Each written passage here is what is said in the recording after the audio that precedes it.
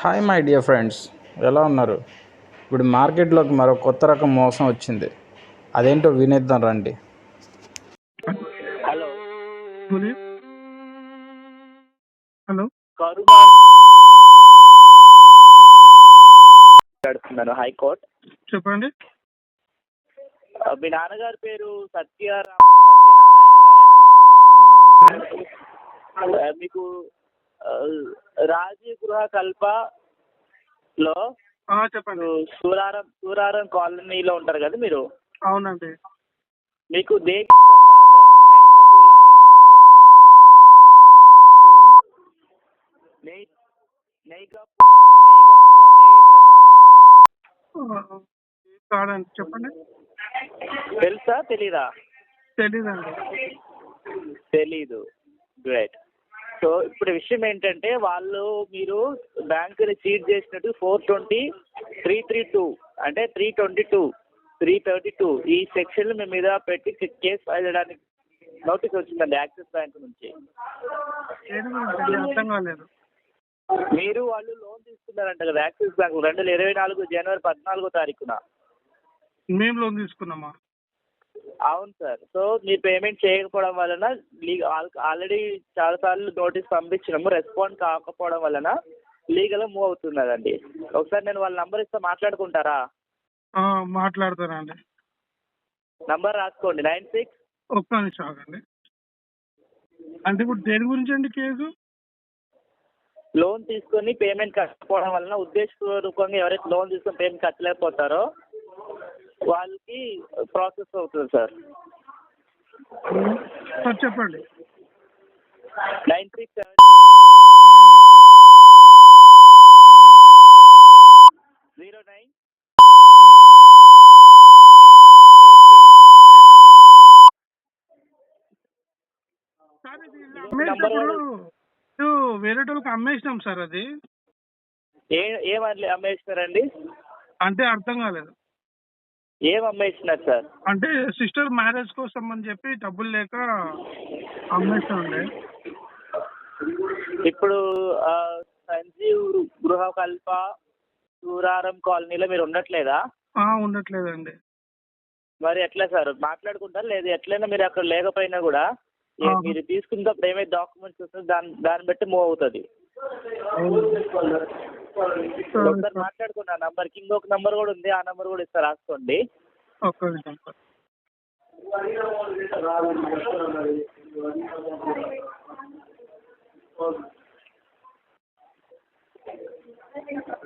చెప్పండి sir.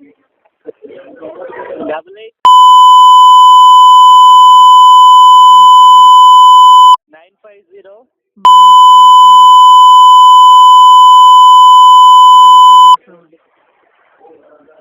Okay. వాళ్ళ wife పేరు వచ్చేసి శ్రీలక్ష్మి గీతిక. తన పేరు వచ్చేసి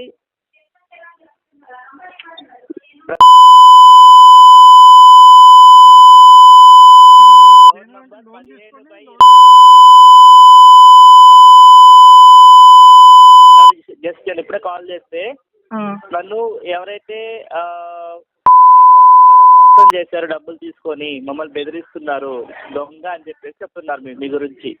నేను అసలు ఎవరికి ఫోనే చేయలేదండి. నాకు ఎవరు తెలీదు. ఏమో సార్, మీ అడ్రస్ వచ్చేసి ఇక్కడ ఏమి ఇచ్చారంటే 30-22. వాళ్ళ అడ్రస్ ఏమవుతుంది 15-29 దగ్గరే మీ ఫ్రెండ్స్ అనుకుంటా. నాకు తెలీదండి. వాళ్ళు 15 ఇల్లులు అంత నెంబర్ లేదు సార్. ఒకసారి కనుక్కోండి, లేదంటే మూవ్ చేస్తాను, మీరు కోర్టుకు వచ్చి తెలియదని నిరూపించుకోండి. నేను 10 నిమిషాలు లేకపోతే అరగంట తర్వాత మళ్ళీ కాల్ చేస్తాను. ఓకే.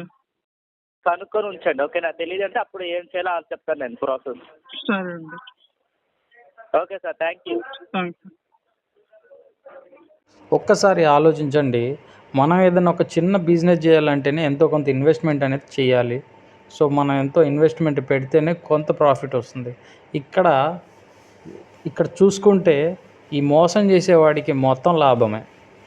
సో వాడికి మహా అయితే ఎంత ఖర్చు? ఒక 5 నిమిషాలు లేదా 10 నిమిషాలు లేదా ఒక పావు గంట. మీతో వాడు ఇంటరాక్ట్ అయిన ఆ కాస్త టైమే వాడు పెట్టే ఇన్వెస్ట్మెంట్, కానీ వాడికి వచ్చే లాభం కొన్ని లక్షల్లో వస్తుంది.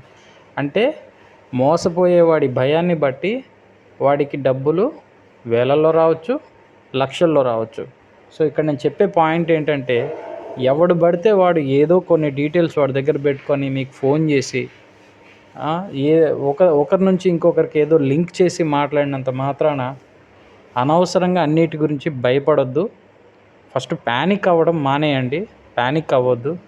ఇలాంటి సిచ్యువేషన్స్, ఇలాంటి కాల్స్ ఈ మధ్యకాలంలో ఇలాంటి మొబైల్ స్కామ్స్ అనేవి చాలా విపరీతంగా పెరిగిపోయి, కాల్స్ చేయటం, ఎస్ఎంఎస్లు పంపించడం, వాట్సాప్లో మెసేజ్లు చేయటం, కొంతమంది అయితే ఫేక్ లెటర్లు కూడా పంపించడం, కొన్ని ఫేక్ నోటీసులు. ఆ నోటీసుల్లో కూడా ఏంటంటే గవర్నమెంట్ డిపార్ట్మెంట్లకు సంబంధించిన ఎంబ్లమ్స్ సీల్ కూడా కాపీ చేసి వాటిని డిజైన్ చేసేసి ఆ నోటీస్ త్రూ పంపించటం. ఇవన్నీ మనం రోజు చూస్తూనే ఉంటాం. ఇవన్నీ చూసి కూడా మనలో చైతన్యం రాకపోతే అది తప్పు వాడిది కాదు, మోసం చేసేవాడిది కాదు, మోసపోయేవాడిదే తప్పు. ఎందుకు అని అంటే, ప్రతిరోజు మనం పొద్దున్న లేస్తే రాత్రి పడుకునే వరకు స్మార్ట్ ఫోన్స్తో ఇంటరాక్ట్ అయ్యి ఉంటూనే ఉంటాం. సో స్మార్ట్ ఫోన్స్ని ఎంతసేపు ఎంటర్టైన్మెంట్కే యూజ్ చేయకుండా, ఇలాంటివి ఈ సొసైటీలో ఎంత పెరిగిపోయాయి, వాటి పట్ల మనం ఎంత జాగ్రత్తగా ఉండాలి అని తెలుసుకోవడానికి కూడా మనం నిత్యం దీన్ని యూజ్ చేయాలి. సో మనంతట మనమే చైతన్యవంతులం కావాలి. సో మనకు ఆ అవేర్నెస్ అనేది రాకపోతే ఖచ్చితంగా ఎక్కడో ఒక చోట ఎవడో ఒకడు ఇలా మోసం చేస్తూనే ఉంటాడు. సో ఈ పర్టిక్యులర్ సంఘటనలో మనం ఒక్కసారి చిన్నగా డిస్కషన్లోకి వస్తే, మీరు చూడండి, మొదటి పర్సన్ ఎవరైతే ఉన్నారో, అంటే ఆ పర్సన్ పేరు నేను మళ్ళీ చెప్పాలని అనుకోవట్లేదు, ఎందుకంటే అది కరెక్ట్ కాదేమో. ఎవరైతే ఆ మోసపోయే వ్యక్తి ఎవరైతే ఉన్నారో, పాపం అతను చాలా అమాయకంగా ఉన్నాడు. సో తనకి టెక్నికల్గా కానీ ఈ సొసైటీ పట్ల కానీ అంతగా అవగాహన లేదు. కానీ ఈ మోసం చేసే వ్యక్తి ఎవడైతే ఉన్నాడో వాడు ఫస్ట్ ఒక లాజిక్ లేని, పొంతన లేని ఎన్నో విషయాలని ఇందులో వాడు అతనికి చెప్పి భయపెట్టాడు. సో అందులో ఒక విషయం ఏంట్రా అంటే, ఆ పర్టికులర్ ఫ్లాట్ ఏదైతే ఆ ఫ్లాట్ ఉందో ఆ ఫ్లాట్లో తను ఉన్నాడు అని ఆ అడ్రస్ చెప్పటంతో ఫస్ట్ అసలు యాక్చువల్గా ఏంటంటే, రాజ్య గృహకల్ప ఇల్లులు అనేవే గవర్నమెంట్ అలర్ట్ చేసినవి. అవి జనరల్గా ఒకరు ఇంకొకరికి అమ్మకూడదు అనేది ఒక రూల్ ఉంది. కానీ గవర్నమెంట్ కూడా తర్వాత దాని గురించి పెద్దగా పట్టించుకోలేదు. సో ఏమీ లేని వాళ్ళు, బాగా డబ్బు అవసరం ఉన్నవాళ్ళు ఆ ఫ్లాట్లను వేరే వ్యక్తులకి అమ్ముకోవటం జరుగుతుంది. అది ప్రామిసరీ నోట్ల మీద ప్రామిసరీ నోట్ ఒకటి రాసుకొని వేరే వాళ్ళకి ఎంతో కొంతకి అమ్ముకోవటం అనేది జరుగుతుంది. అది కామన్గా జరుగుతుంది, ఇప్పుడు అన్ని చోట్ల జరుగుతుంది, ఒక దగ్గరనే కదా, అన్ని చోట్ల జరుగుతుంది. సో ఆ డేటాని దగ్గర పెట్టుకొని, దాన్ని ఆధారంగా పెట్టుకొని ఈ వ్యక్తికి ఫోన్ చేయటంతో ఆ ఫ్లాట్ అమ్మటం వల్ల తనకేమైనా ప్రాబ్లం వస్తుందేమో అనే భయంలో తాను ఉండటం వల్ల అవతల వ్యక్తికి తెలియని డీటెయిల్స్ కూడా వీడు చెప్పడం జరిగింది. సో అది వాడికి ఇంకొక ప్లస్ అయింది. అందుకే వాడు మళ్ళీ కాసేపు ఆగిన తర్వాత ఫోన్ చేస్తానని చెప్పాడు. ఎందుకు? యాక్చువల్గా టైం ఇతనికి ఇవ్వలేదు, అంటే మోసపోయే వ్యక్తికి వాడు టైం ఇవ్వలేదు. యాక్చువల్గా వీడిచ్చిన డేటాతోటి మళ్ళీ ఇంకొక కథ అల్లటానికి కావాల్సిన స్క్రిప్ట్ని రెడీ చేసుకోవడానికి వాడే టైం తీసుకున్నాడు. సో ఇక్కడ లాజికల్గా మీరు ఆలోచిస్తే, భయపడే వ్యక్తి ఖచ్చితంగా ప్యానిక్ సిచ్యువేషన్లో ఉంటాడు కాబట్టి వాడిని ఇంకా ఎక్కువ భయపెడితే వీడి దగ్గర లేని డేటాని కూడా వాడు రప్పించుకోగలుగుతాడు. మొత్తం వీడే చెప్పేస్తాడు. ఆ ప్యానిక్ సిచ్యువేషన్లో 1-2 వీడే చెప్పేస్తాడు. సో దాన్ని బేస్ చేసుకొని ఇంకా కొత్త రకంగా ఎలా వాడిని మోసం చేయొచ్చు, ఏ విధంగా చీట్ చేయొచ్చు అనేది కొత్త దారులు వెతుక్కున్నాడు వాడు. సో ఇక్కడ ఇంకొక పాయింట్ మనం డిస్కస్ చేసుకుంటే, మీరు చూసారా ఆ వాయిస్లో ఎవరెవరో పేర్లు చెప్పేసి మీకు కావాలంటే వాళ్ళ ఫోన్ నెంబర్లు ఇస్తాను, మీరు మాట్లాడుకోండి అని చెప్తున్నాడు. అసలు అప్పు తీసుకునేవాడు ఎవడైతే ఉన్నాడో వాడు ఒక పేపర్ రాసుకోవటము, అప్పు ఇచ్చినవాడు ఏదో ఒకటి పేపర్ రాస్తాడుగా, ఆ పేపర్ రాసి డబ్బులు ఇస్తాడు. ఊరికనే ఏ షూరిటీ లేకుండా, విట్నెస్ సిగ్నేచర్ లేకుండా ఇవ్వడుగా. మరి అలా ఏమీ లేదు అని అన్నప్పుడు వాళ్ళ కాంటాక్ట్ నెంబర్స్ని వీడిస్తాడని చెప్పేసి వాడు చెప్పంగానే ఇతను ఎలా భయపడతాడు? అలా భయపడకూడదు కదా, అసలు అక్కడే ఆలోచించాలి కదా. అది పెద్ద మిస్టేక్, అది అసలు మనదే మిస్టేక్. ఐ మీన్ ఎవరైతే భయపడుతున్నాడో వ్యక్తి అసలు తను బ్లైండ్గా మోసపోతున్నాడు. సో ఇక్కడ నేను చెప్పదలుచుకున్నది ఏంటంటే, ఇక్కడ మోసపోయే వ్యక్తి యొక్క అమాయకత్వం ఎంత బ్లైండ్ఫుల్గా ఉంది అంటే, ఇలాంటి వ్యక్తులు సొసైటీలో చాలామంది ఉన్నారు. సో అంత బ్లైండ్ఫుల్గా ఉన్న వ్యక్తుల్ని టార్గెట్ చేస్తారు తప్ప, కొంచెం ప్రొఫెషనల్గా ఉన్న వాళ్ళని, లాజికల్గా ఆలోచించే వాళ్ళని ఈ నా కొడుకులు చీట్ చేయలేరు. కాబట్టి సో ఇలాంటి కాల్స్ ఏ వచ్చినా కూడా భయపడకుండా ఫస్ట్ వాటి లాజిక్స్ ఏంటో మీరు ఆలోచించండి. కొంచెం లాజికల్గా ఆలోచించండి.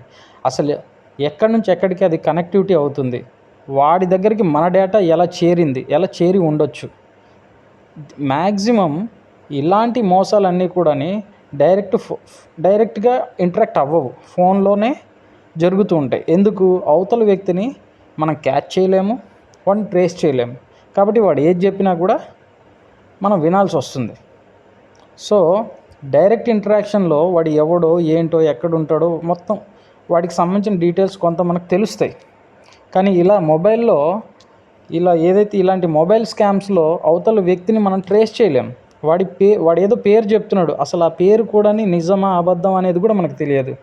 సో ఇంత బ్లైండ్ఫుల్గా మనం నమ్మి మోసపోకుండా చాలా జాగ్రత్తగా ఉండాల్సిన అవసరం ఎంతైనా ఉంది. అండ్ దీంట్లో డిస్కస్ చేస్తే ఇంకా చాలా ఉన్నాయండి. దీంట్లో 1 by 1 నేను మాట్లాడితే ఇంకా వీడియో లెంత్ కూడా పెరిగిపోద్ది. అసలు నేను ఇప్పుడు చెప్పినవి మీకు 2. ఇంకొక లాజిక్ చెప్తాను మీకు. ఎవరైతే వ్యక్తిది నెంబర్ ఇస్తాను, మీరు కావాలంటే అతనితో మాట్లాడుకొని మీరు మళ్ళీ నాకు కాల్ చేయండి, ఈలోపు నేను ఫైల్ని మూవ్ చేసేస్తాను, లేదు అని మీరు మళ్ళీ చెప్పే పరిస్థితి ఉన్నట్టయితే, నేను ఈ ఫైల్ని మూవ్ అవ్వకుండా నెక్స్ట్ లెవెల్లో ఏం చేయాలో నేను చెప్తాను అని వాడు చెప్తున్నాడు. అట్లా ఎట్లా చెప్తాడండి? ఎలా చెప్తాడు వాడు? అసలు వాడేవాడు చెప్పడానికి? ఇప్పుడు ఇంకొకటి ఏంటంటే, ఇలాంటి విషయాలలో కోర్టు దాకా వెళ్ళే సినిమా ఉండదు. ఏదైనా కానీ కోర్టు వారు ఖచ్చితంగా ప్రతిదానికి ఒక ఆధారాన్ని ఖచ్చితంగా వెరిఫై చేసుకున్న తర్వాతనే ఒక నోటీస్ అనేది ఇవ్వడం జరుగుతుంది. అది కూడా లాయర్ త్రూ జరుగుతుంది. ఆ లాయర్ గారు కూడా ఒక పర్టికులర్ ప్రొసీజర్ని ఫాలో అవుతారు. ఆ ప్రొసీజర్ ప్రకారంగానే మనతో కమ్యూనికేట్ చేస్తారు. ఇలా ఏదో ఫోన్ చేసేసి నేను లాయర్ని, హైకోర్టు నుండి చేస్తున్నా, ఏదో సుప్రీంకోర్టు నుండి చేస్తున్నా అని ఇలా వ్యవస్థల్ని అనవసరమైన ఇలాంటి విషయాలకి యూస్ చెయ్యరు. కాబట్టి గుర్తుపెట్టుకోండి, అవతల నుంచి కాల్ చేసే వ్యక్తులు కూడా ఖచ్చితంగా మంచి ప్రొఫెషనల్స్ ఉంటారు. వాళ్ళు సమాజంలో ఒక రెప్యుటేషన్ ఉన్న వ్యక్తులు ఉంటారు. కాబట్టి వాళ్ళు ఇలాంటి మిస్టేక్స్ ఎట్టి పరిస్థితుల్లో చెయ్యరు. ఈవెన్ అది పోలీసు వారైనా సరే, కోర్టుకు సంబంధించిన వ్యక్తులైనా సరే, వ్యవస్థకు సంబంధించిన వ్యక్తులైనా సరే, ఒక ప్రొఫెషనలిజంలో ఉన్న వాళ్ళు ఎవరు కూడా ఇలా కాల్స్ చేసేసి అన్ఆథరైజ్డ్గా, అన్అఫిషియల్గా ఇలాంటి మ్యాటర్స్ని ఎట్టి పరిస్థితుల్లో డిస్కస్ చేయరు. సో ఏదున్నా కూడా ప్రాపర్గా ఒక డాక్యుమెంట్ త్రూ, ఒక మెయిల్ ద్వారా కానీ, ఒక లెటర్ ద్వారా కానీ, దానికంటూ ఒక ప్రొసీజర్ ఉంటుంది. ఒక ప్రాంప్ట్ వేలో ఒక ప్రొసీజర్ త్రూ మీ దాకా వస్తారు. ఇలాంటివి ఏవైనా ఒకవేళ లిటికేషన్స్ ఉంటే. అంతేగాని ఎవడు పడితే వాడు ఫోన్ చేసేసి నేను లాయర్ని, నేను సిఐని, నేను ఎస్ఐని, నేను కమిషనర్ని అని చెప్పి ఫోన్ చేసి మిమ్మల్ని బెదిరిస్తే అనవసరంగా బెదిరిపోవద్దు, భయపడవద్దు. మీరు రాత్రింబవళ్ళు కష్టపడి సంపాదించిన ఆ ఒక్క రూపాయిని కూడా ఎవడికి అనవసరంగా ధారపోయొద్దు. సో మిత్రులారా, ఇలాంటి విషయాల పట్ల చాలా జాగ్రత్తగా ఉండండి. జాగ్రత్తగా మీ యొక్క జీవితాన్ని లీడ్ చేయాల్సిన అవసరం అయితే ఉంది. ఎందుకంటే మనమున్న సమాజంలో రోజు రోజుకి కొత్త రకం మోసాలు రోజుకొకటి బయటపడుతుంది. ఒక రోజులో కొన్ని వందల కొద్ది మోసాలు బయటపడుతున్నాయి. సో ఏ మోసాన్ని మనం అంత తక్కువగా అంచనా వేయలేం. కాబట్టి ప్రతి క్షణం జాగ్రత్త. ఉంటాను మిత్రులారా. ఈ వీడియో మీకు నచ్చితే తప్పకుండా షేర్ చేయండి, ఒక లైక్ వేసుకోండి, వీలైతే ఒక్కసారి సబ్స్క్రైబ్ చేసుకోండి. Thank you so much.